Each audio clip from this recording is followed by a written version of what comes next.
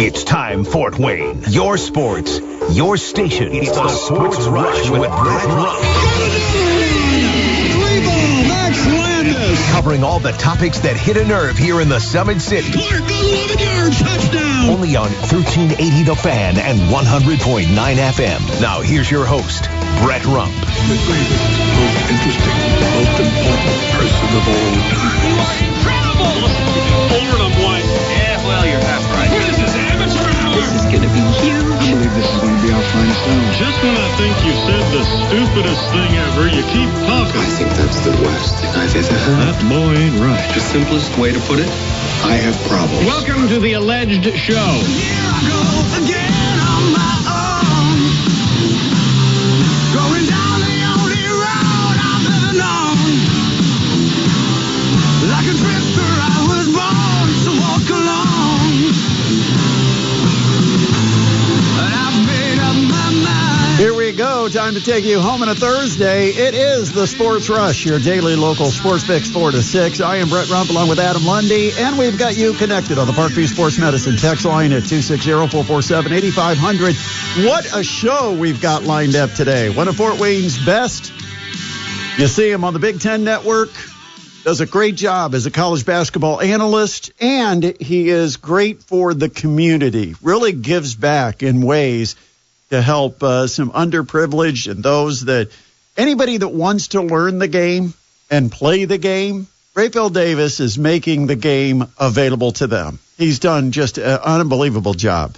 He's going to be joining us coming up in about 30 minutes. Also, hour number 2, time to talk about high school basketball. A lot to talk about as the boys get into the final month, which would be the home stretch of their season, and the girls get ready to turn the page and start sectional play next week. Eric Dukevich is going to be along to get us all set for it, coming up at 5:35. Big game tomorrow night. We'll have to talk about that one. We got a lot of big games going on. This is a big weekend. Oh, man. And it starts tonight. Let's not kid ourselves. We've got huge game tonight. 9:05 Coliseum, Mastodons versus Cleveland State. It is time to support the Fort and come on out to the Coliseum and show how much you appreciate and support local Fort Wayne sports. And it always seems like Fort Wayne is very receptive to a winner, but I guess you've just got to be aware of who's the winner. Who's winning? Mastodons right now, men and women, are both winning. Mastodon men with Jalen Jackson, a local product. Of course, you hear the excuses for years. Don't go to Mastodons games because they don't have anybody local. Why don't they get local guys? Well, they had Bryson Scott, and now they've got Jalen Jackson. So, yes, they have had local talent and still not showing up in droves. But tonight is a night to do it because the ESPN cameras will be there to broadcast this game on ESPNU. A 9:05 start because they've got the second window on ESPNU tonight. What game is it? Bryant and somebody. Bryant and UMBC. You nailed it. That's it. That's the first game. I got it in my notes so I can follow along to see what time they're getting finished. It's a dogs matchup. It's the Bryant Bulldogs versus the UMBC Retrievers. Oh, well, who would win that battle? It's got to be the Bulldogs, right? You always think of them as a little bit more tough, huh? Yeah, a little tougher. A little retriever running around. Retrievers can be a little soft. That's the family dog, man. They're the big dog that's really got no fight in them. Fun matchup, but I'm looking forward to the one after that one. We've got the Mastodons. Well, last night, the Battle of the Ice Age, which you, of course, really enjoy. I do like that when the Mastodons take on the Penguins. It's a polar plunge battle there. Absolute dominance once again by Purdue Fort Wayne women's basketball. A 23-point win on the road for Maria Marquesano's women's basketball team. They had to do it without their starting center. It's been a bit of a problem this year for PFW. The men have played the last month, or actually a little over a month, without Eric Mulder. They're 6'9" big. And last night, the women's basketball team had an experience of playing without Jaslyn Limbo, who is, I think she's listed at like 6'2", 6'1.5", 6'2". Might be, big part of their team. See, I like what you did there, the big part of the team, because she plays the post, right? You know what I'm doing. So, they had to have some adjustments defensively. Played a lot of zone last night against Youngstown State, but it just doesn't matter. They're so efficient, effective offensively. They're not turning the ball over, which was a bit of an issue when they lost back in November. They were just having troubles with some untimely turnovers. But they shoot lights out. They have tremendously skilled offensive players. Last night, Youngstown State did not. I mean, that's a team that's been hovering around 500, and they didn't look like it at all last night. I mean, that's the thing, is that the Mastodons make 500 teams look really weak. They had the 40-point win earlier this year against Oakland. They beat a lot of teams by 20+, and they did it again last night on the road at Youngstown State. So, yeah, they've done pretty well. The men obviously have done well, overcoming that loss of Eric Mulder. And a little birdie might have told me that Eric Mulder might just return to the lineup tonight. Ooh, that would be huge, literally, for the Mastodons lineup. If you happen to be going to the game, and many of you picked up some vouchers to be able to get free tickets tonight, if you go to the game, number 32, Eric Mulder, if you see him out there, the Dons have been playing without him for over 5 weeks. Wow. And you'll notice how important he is. Definitely. If he does play tonight. Couple texts coming in here already on the Parkview Sports Medicine text line, 260-447-8500. Somebody wants to know, do they sell frosty beverages at the Coliseum when they play NCAA basketball? You're probably asking the wrong guy, because if I know the answer to that, I might have to answer to my boss. You're definitely not consuming them. I can't answer that either. I think they do. I think. If anybody wants to chime in on the text line and let us know. Because I honestly do not know. You have never had the chance. It's never been anything I've had to ask about. I don't know. Not even during a blow-out. I don't even know. Asked, hey, they sell beer. No, I don't even know if they sell soft drinks, because I get my own, right? Oh, look at you out here getting your own soft drinks. No, I sneak okay. mine. Okay, we're leaving it at that. I tried to let it slide, like just kind of slip it through there, but no, then you're going to call me out on it. Now they're going to check my bag when I walk in. None of that. You get them from inside. Somebody else texted in, with the women playing so well, do we expect the coach to stay there long? She's going to get some looks at colleges a little higher up. I know. I hate to even think about it. No, and if Maria's listening, you're not allowed to go. She's not. I'm sure she's not listening. She's in a road trip between Youngstown State and Pittsburgh, Pennsylvania, so she's well out of range. True. Now Seth might. Ooh. He might be at practice right now. All I'll say is if she gets it, she deserves it. And it's going to be a very tough position for Purdue Fort Wayne, because you've got a men's basketball coach that has certainly earned what he gets. And you've got a women's basketball coach now that's going to be coming up on her second contract. I don't know if her contract was 4 or 5 years, 6 years, whatever it was. Generally, they're 4 or 5 year contracts, and this is her 4th year. So I don't know if there's going to be a bidding war. But when you go from 1 win in the season before you arrive, they were 1-22. Second season, they win 9 games. Third season, they win 14 games. Fourth season, last year, actually, I guess this is her 4th season, because she had 9-14, and then last year she had 23 wins. She was 23-13. So you go from 1 win, which was the year before she got here, where they were 1-22. Then you go 9 wins, 14 wins, 23 wins, and now they're 17-5. And they've won 14 straight after last night's win. I would guess that's going to get noticed by bigger programs that might be in need of a coach. And I don't know that just because we're a lovable hometown that it's enough to compete. I would love to think she'll be there forever and she's found her forever home. But right, you got to be realistic. I mean, think of it was your job. If you start getting money that's probably double, triple, or more what you're making, it's going to be pretty tempting to say, I can always come back to my hometown down the road, but I can't pass up this kind of cash. And then I keep thinking, well, her husband is a coach, but I'm like, she gets that kind of cash. He can stay at home and be Mr. Mom all day, and they don't even have a kid. He'd be taking care of the dog. So, yeah, I know that's probably a thought. But, what are you going to do as a mid-major? You're going to hire wrong so you get a coach that nobody wants? I mean, that's part of being at the mid-major. And now you have the same exact situation with players. Yeah. I mean, every year with NIL, you're going to end up in bidding wars for players. And, that's the thing is the Mastodons have done really well, not only funding an NIL program, but also building a family-type atmosphere. And here's the other thing about the players, and I want to make this point. And, this isn't just a sales pitch to get players to stay.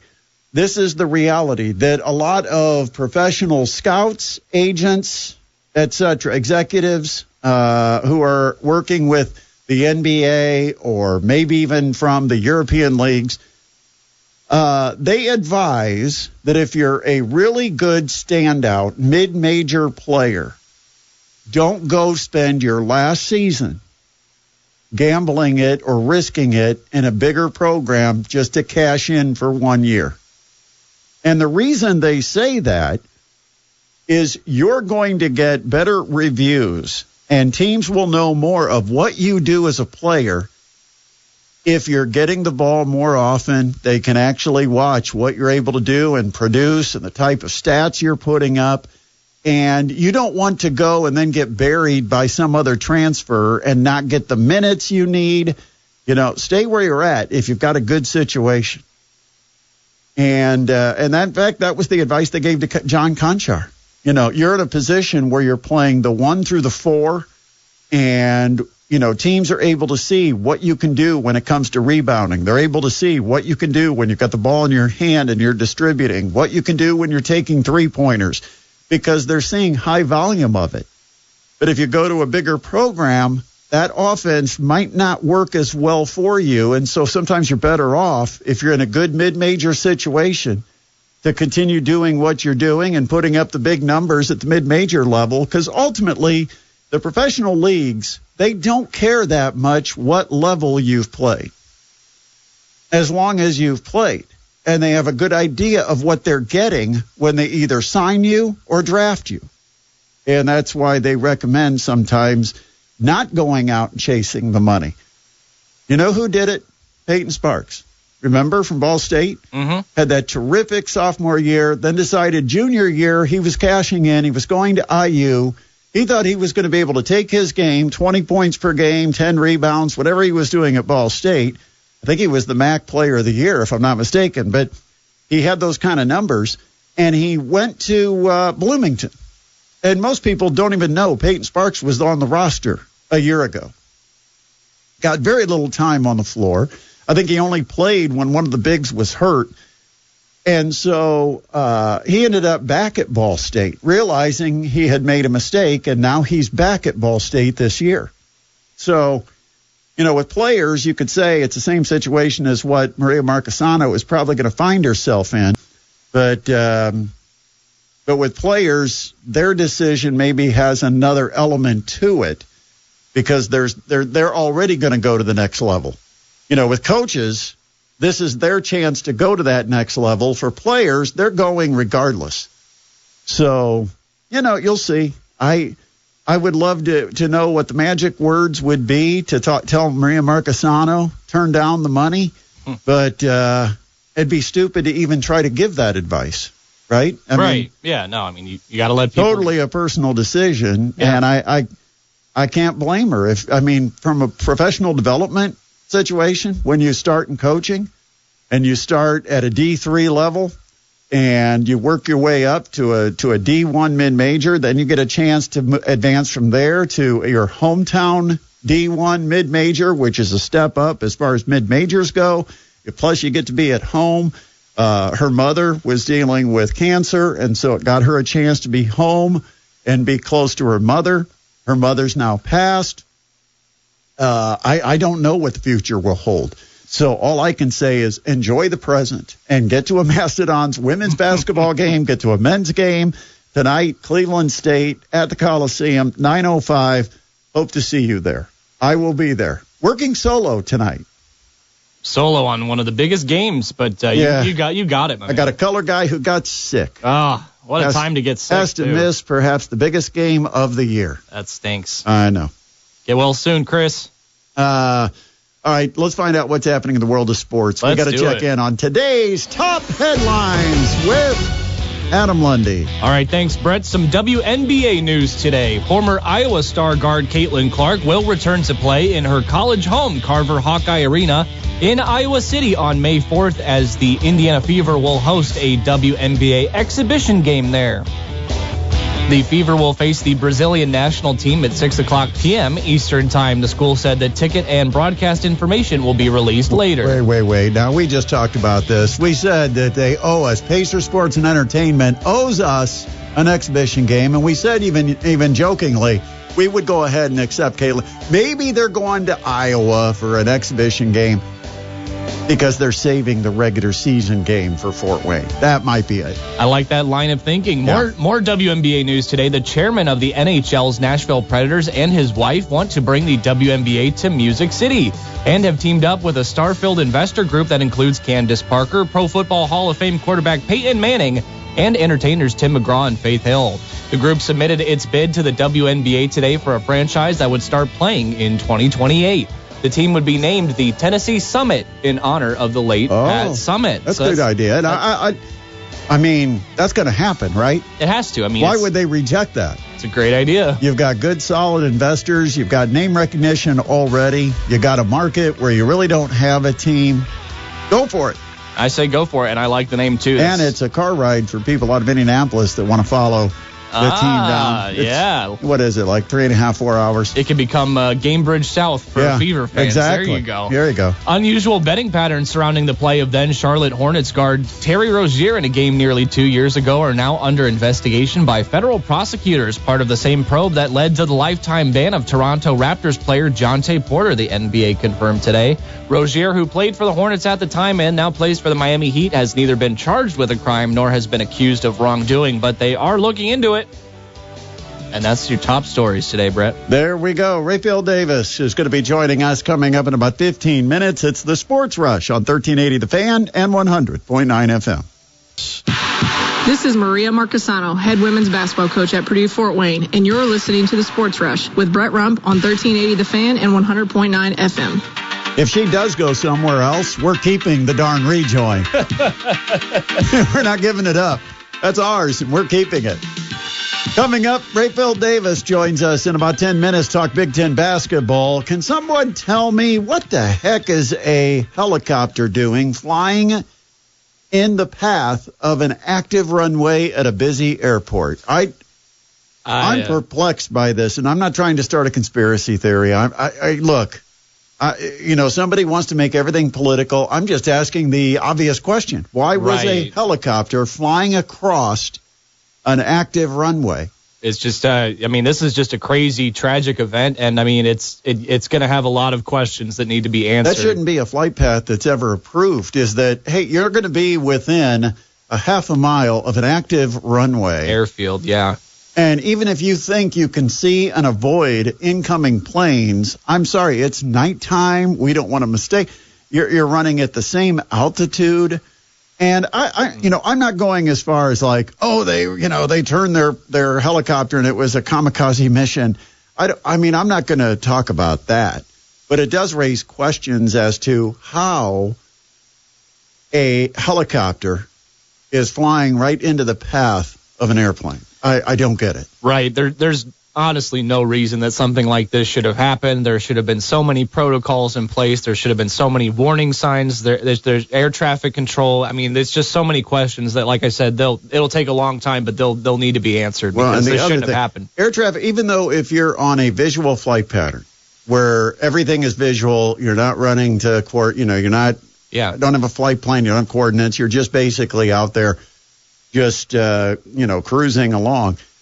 Even then, air traffic control has to at some point take charge and say, I'm not even going to take a chance. Do you see the plane? I'm going to tell them, hey, you need to make a sharp left. You're heading into the path of an airplane. Can't they? I mean, there's warning systems, right? There has to be. Air traffic control should be getting a warning system. The plane should be getting a warning system. The helicopter should be getting a warning system. There's plenty of questions, and it's, 60-some people that were innocent people on that flight, including a number of figure skaters from both the Russian national team and from Team USA or skaters that were, I don't know if they were part of the Team USA or they were trying to train to be part of Team USA, but they were in Wichita for the World Championships or something that was going on. Yeah, exactly. There was 6 members or associates of the Skating Club of Boston as well as their family members. Unbelievable. Just sad. Just very, very sad that, we should be able to get on a plane and go where we want to go and feel 100% confident that there is not going to be something like this. I mean, once in a blue moon, there's going to be a plane accident. Yeah, but nothing like this, man. It shouldn't have happened. But not something where a helicopter flies right into you when you're only, a half mile or so from touching down? Right, just about to land. You're only 400 feet off the ground coming into land, and you've got a helicopter just flying right into your path. It just makes no sense. And it's a military helicopter. I mean, you would think they would have some training. You would think they would have, military-level technology that would enable them to know where they're headed and what's in their path. Yeah, I mean, I can open my phone and I can tell you where all the planes in the sky are located. Can't they tell that there's a plane that is heading right into their direction? Yeah. I mean, there's a lot of questions that are going to have to be uncovered in this investigation. And I hope we get the truth of whatever it is that caused this senseless tragedy in Washington last night. Because it cut into my television viewing, and then I couldn't turn it off. I'm like, what the heck happened? And then I start seeing the videos that are being posted on social media, and that almost left me scratching my head even more. I just... Can't imagine. Again, it makes no sense, and then everybody's trying to politicize it because of the timing and the fact that we just had a transition of president and all this. Okay, I'm not going there. All I want to know is, what was a helicopter doing flying across the path of an active runway at a major airport? That's the big question. Definitely. 260-447-8500. 260-447-8500. Last night, Pacers get back on American soil. They take on what has become quite the rival. Yeah, it looks like every game between these two teams now might be guaranteed some chippiness. Yeah, it seems it's a little chippy that these two teams are taking a real dislike to one another. And last night, the Pacers rout the Detroit Pistons 133-119. Isaiah Stewart, he got the boot. He's gone. He got tossed. He ended up getting ejected because he had a running forearm shove right into the chest of Thomas Bryant. I don't know, did Bryant enhance it or did it actually catch him by surprise? Because he had a heck of a good flop there. But it drew the ejection from Isaiah Stewart. He might have flopped a little bit, might have sold it, but he also did get charged at and semi-tackled. So, might as well. Yeah, it looked like a bullfight, like he had the red vest on or something. Yeah, but this was chippy. There were 6 technical fouls and a flagrant 2 that is there on beef stew. Well, Thomas Bryant had to be held back because he wanted to take a charge, and then James Johnson, the big enforcer off the Pacers bench, he got up and walked down there, and boy, everybody quieted and behaved real quickly. But Pascal Siakam, huge night, 37 points for the Pacers. Oh, yeah. You had Tyrese Halliburton with a good night, 30 points for Halliburton. Pacers with 2 players that went 30-plus last night. Siakam, 15 of 21. And it seemed like in that first half, especially early in the game, he could not miss. Nope, looked real good. Oh, what a game. 4 for 7 from 3.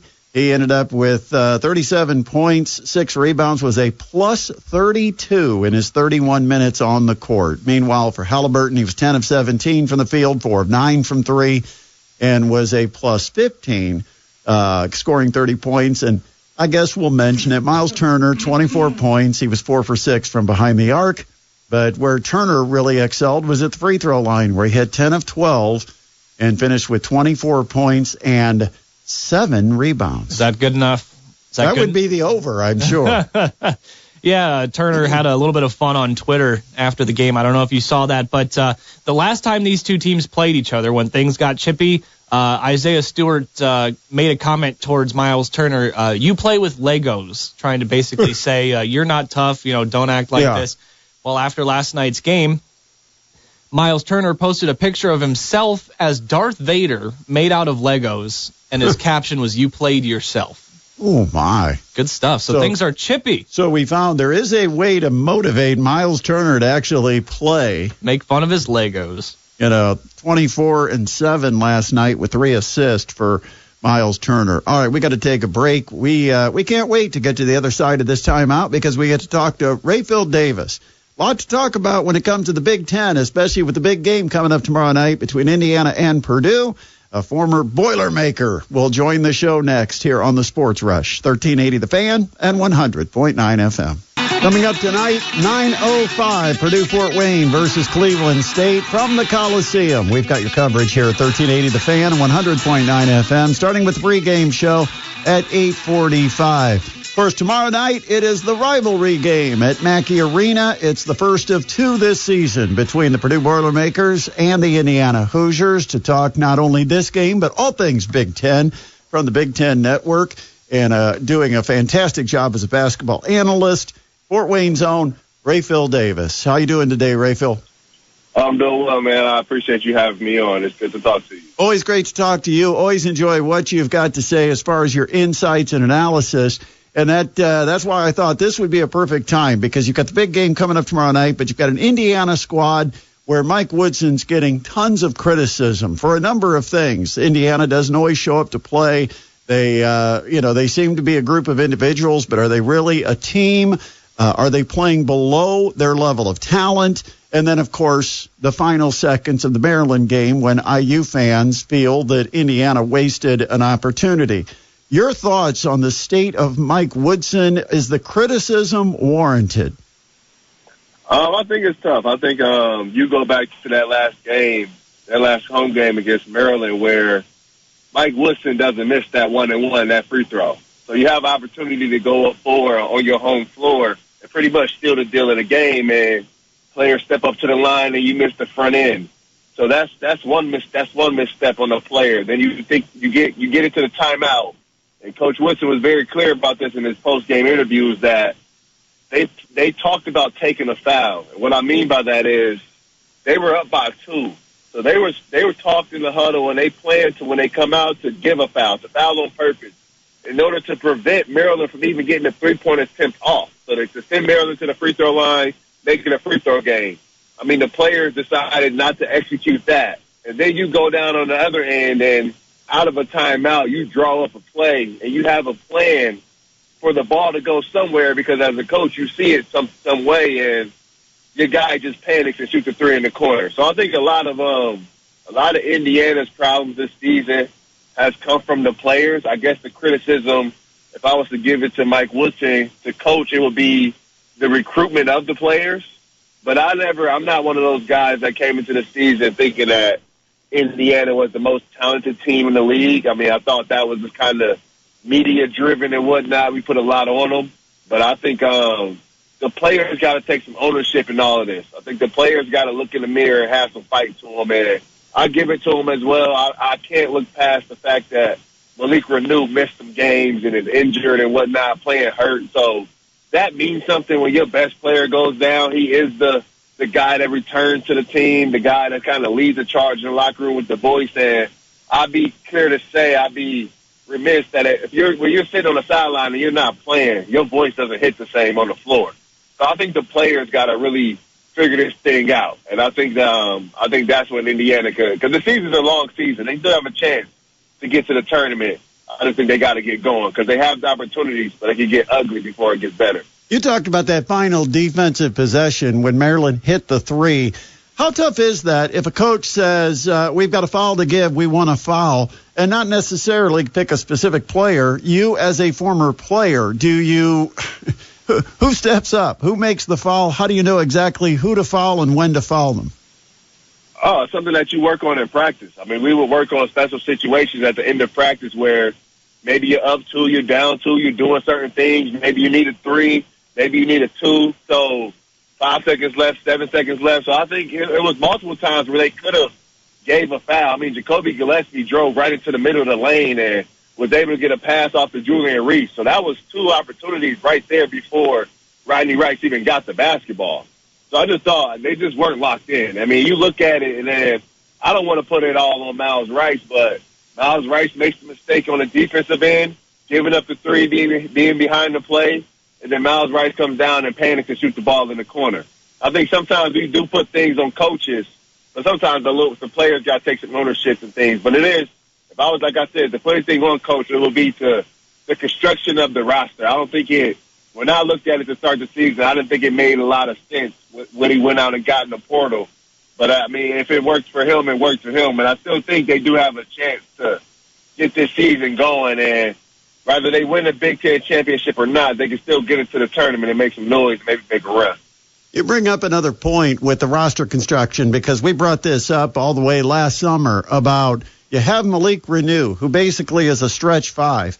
And then you go ahead and bring in a post, and is that addition by subtraction or whatever the phrase may be? Because now Indiana has to learn to play with 2 big men, and the 2 big men have to learn to play with one another.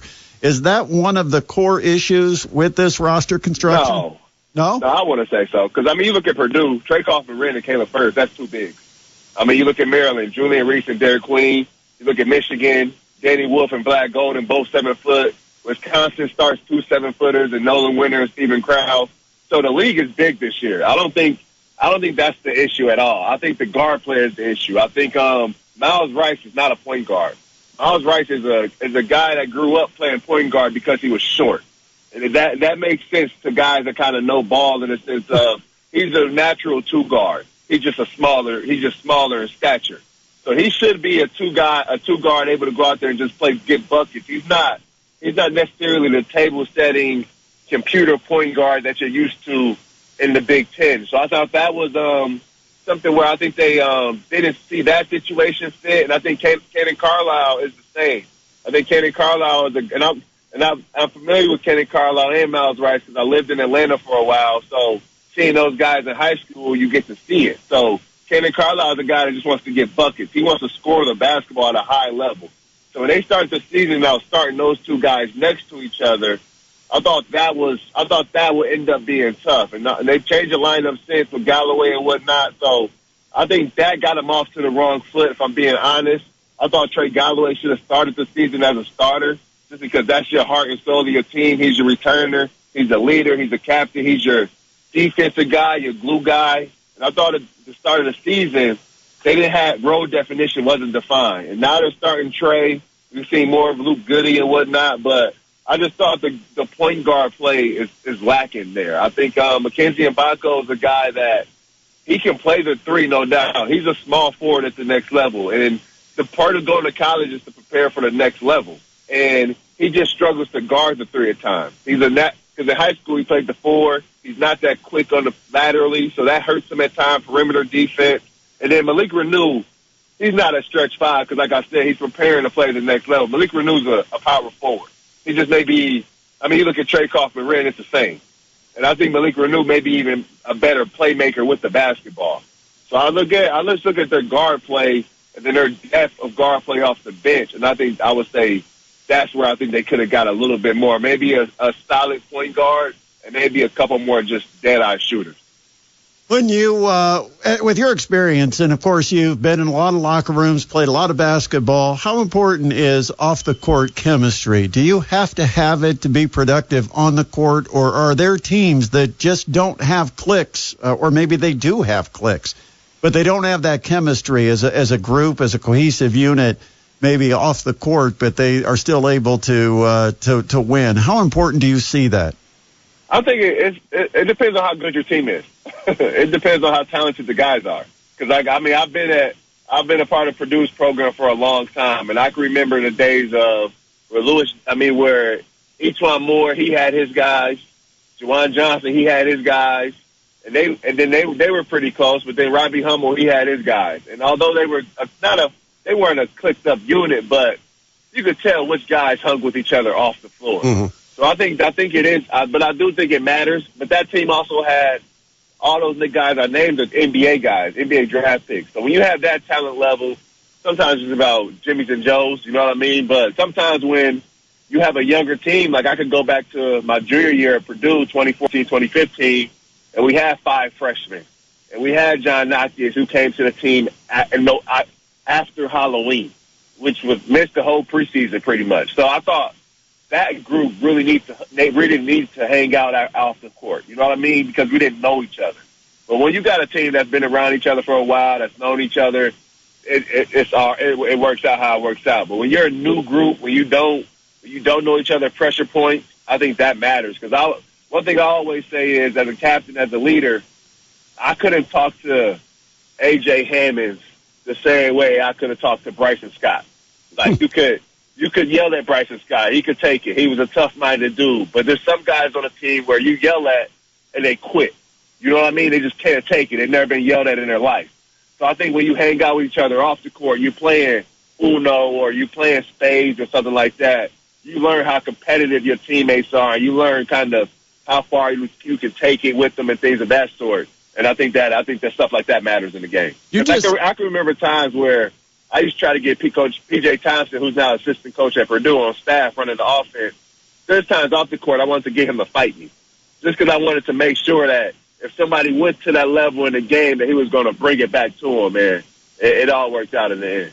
Is that what Matt Painter does so well when in his roster construction, is he understands how the pieces are going to fit in the puzzle, and he finds guys that just fit a certain character, a certain culture or profile?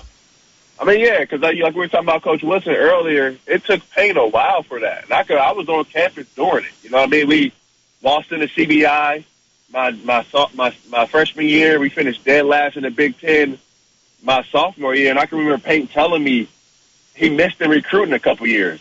He tried to recruit. He tried to fill some spots and didn't get the guys that he needed. He was following rankings a little bit. He was looking at the things that he should not have been at that time. And he said to himself pretty much that, I mean, if I'm going to lose, I'm going to lose my way. I'm going to lose with the guys I want. Mm-hmm. So I can think that from my sophomore to junior season, there was a big shift in recruiting. And he really wanted guys that fit the Purdue way, guys that wanted to be at Purdue, not just for basketball, but for education, guys that can handle the business on the court and off the court. And it's worked out for him pretty much ever since. I mean, we'll see if it can continue to work out through the Porter era. I think next year would be really interesting to see what Purdue does or whatnot. But I think for Payne, it took a while to see what fits, see what works with him. I mean, he got to the point where it's funny now that I think about it, but we were doing personality tests in the locker room, taking real personality tests because Payne was just tired of losing. And I know Indiana fans are really upset with Coach Woodson this season, but Payne finished last place in the Big Ten. I mean, we missed the tournament 2 years in a row. And we started my junior season 8-5 in the non-conference and 3-3 in the Big Ten. And I think Purdue could have got rid of Payne. It would have been justifiable at that time, and they stuck with him, man. You see how it worked out. So sometimes it is about the guys in the locker room because from that sophomore year to my junior year, we didn't get better. We just got better guys in the locker room, and sometimes that's all that matters. Case in point might be Caleb First, a guy that had a solid freshman year, but then struggled to get minutes his next couple of seasons. It'd have been very easy in today's day and age for Caleb First to go find minutes elsewhere, but he wanted to be at Purdue. He stuck it out. Now this year, both Coach Painter, the Purdue fans, and Caleb First are kind of reaping the rewards for that. Right, yeah, no doubt. Like I said, Caleb has a goal off the floor. Caleb wants to be a physician. He wants to be in the medical field. He has a lot of things that he does off the floor with his faith and whatnot. So being at Purdue means more to him than just playing ball. You know what I mean? It's not the reason he just came. And I look at Caleb as a guy, like you said, he just has to wait his turn. He has to just get his footing under him. Because, you think about it, man. You think if you had to – think about how dominating Zach Edey was to everybody that played against Purdue. And how demoralizing it was for teams where their big man looked defeated at the end of basketball games. Just imagine if that was you every day. So for me, and I haven't talked to Caleb about this or anything, but for me, I can remember guys like I can remember Grady Eifert, who's also from Fort Wayne. Yep. His freshman season, he had to guard Isaac Haas, A.J. Hammonds, and Caleb Swanigan. Just all-time defense. And I would hang out with Grady after practice, and he'd be defeated. He'd be beat up and tired, and they take his confidence, they bully him and whatnot. So I think for anybody to have to guard Zach Edey for 3 years straight or 2 years straight or whatever, I think that does something to you. So I'm glad Caleb figured it out this season. He's been the change in this team. I know Braden's been awesome, Trey's been awesome, but they've been awesome all season. Since Christmas break, Caleb being inserted into the starting lineup, it gives Purdue a toughness. It gives them somebody to fight on the glass, somebody to protect the paint a little bit, and then he's become that kind of that get money guy off the dirty guy, kind of get the rebounds, get putbacks, dive on the floor. I think he's giving Purdue a real edge on the defensive end, and I'm happy for him. Braden Smith, the best ever point guard at Purdue? Oh, that's saying a lot. I think in this style of, paint's changed so much because, I would have loved to see Lewis Jackson come off of this many ball screens and make decisions. You know what I mean? Mm-hmm. I think either you go back to, it's kind of who you consider as a point guard because you look at Troy Lewis, or Everett Stevens, if I look at Troy Lewis and those guys, they're right there. But I think Braden is having a really, really good season, a really, really like a record-setting season. I think the offense, Payne does a really good job in designing the offense around his guys. And I think having PJ kind of be the head of the offense and having that vision for Braden, I think it really helps him. But I think it'd be unfair to say that about guys when guys didn't have this opportunity with the basketball in their hands as much coming off of being a primary guy. Because normally for Purdue's system, especially under Payne, the point guard's there to bring the ball up, start the offense, and then jam defensively and press full court. So some of the guys, I could imagine, they think they look at Braden and he's not having to jam full court like they had to. And little things like that matters a little bit. Got to take you off the Purdue-IU game for a moment, Rapheal, because Ace Bailey has been unbelievable for Rutgers. This guy has figured it out as a freshman. My goodness, what he put up, I think, 37 last night. But player of the year so far in the Big Ten. Is he in the running? Is Braden Smith the guy? Who do you have right now? If we had a mid-season player of the year in the Big Ten, who's in first place? I would go Vlad Gold. I think Vlad Golden's been really good all season. I would go Vlad. I would put Trakoff and Ridden in that mix. He's been really good. Braden Smith is obviously right there. For me, I don't look at team success when I think of player of the year. I look at a guy, Dawson Garcia, who's averaging 20 and 7 on 50% from the field and 37% from three, and he's being double-teamed every night. He's right there for me as well. But Ace Bailey, he's, like you said, he's figured it out. He's right there. He's in that mix. He's put himself there just because, he's figured out how to play hard at this level. He's figured out how to hold his energy. He's doing more things than just scoring a ball. He had 3 blocks last night against Northwestern. That's big time. His rebounding the ball at a higher level and his ability to just score, it's special. He is exactly what a number one pick would look like. If you've never seen what a number one pick looks like up close and personal, you got to find time to watch Ace Bailey because he can just flat out put that thing in a bucket. He doesn't need much. I'm watching the game last night. He didn't take more than 3 dribbles on any of his baskets. He can get to that pull-up. He can get you in the post. He can knock down 5 threes. He is a special player with tremendous upside. It's almost like watching a young version of Tracy McGrady or one of those guys. So I put Ace Bailey as right there, one of the best players in the country. I would say he's the most talented players in the country. And I've been watching him and Cooper Flagg a long time and called their high school games and whatnot. And Ace Bailey, to me, is a better player. Cooper Flagg is a better all-around player. But if I needed a star and I needed somebody to put that thing in a bucket and I had the number one pick, I'm thinking about Ace Bailey for sure. Wow. Powerful message from Rapheal Davis. All right, so I got to always ask you when I have you on, because I know you do such tremendous things for the community and giving back in the game of basketball. I saw that you tweeted about the Crew Life Youth Basketball League coming up. What exactly are the details and what else is coming up with programs that you're involved with? Yeah, we have our Youth Basketball League starting March 1st over at the over at the Pro Skills Academy over on Pennsylvania Street, right there on the southeast side of town almost. So I'm doing it with my guy, Brandon Evans. He's new to Fort Wayne. He's a Chicago guy, but he does great things for the kids in the city. He's a really, really good dude. So I'm looking forward to it. It's one of those old school. For me, it's not just about coming out there and playing games. I mean, a lot of leagues, you just go and you hoop, but to me, this is about developing you on the floor, off the floor, really learning how to play basketball. I have a high IQ. I mean, this is for beginners, for advanced players and whatnot. We're going to be in real situational basketball. If you just ask the question, how do you know when to foul or when not to foul? How do you know at what time or whatnot? We're going to go through all of that stuff at an early age. So when you get to college or you get to high school, you know what's going on. We're going to learn help side defense. We're going to work on shell drill. We're going to work on moving the basketball, having to score without dribbling. But then we're also going to just play our regular games as well. So that's our youth league. It's going to be March 1st through March 1st through April 12th. I'm sorry. And we're going to go every Saturday. We're also going to offer sports and performance training throughout Mondays and Wednesdays.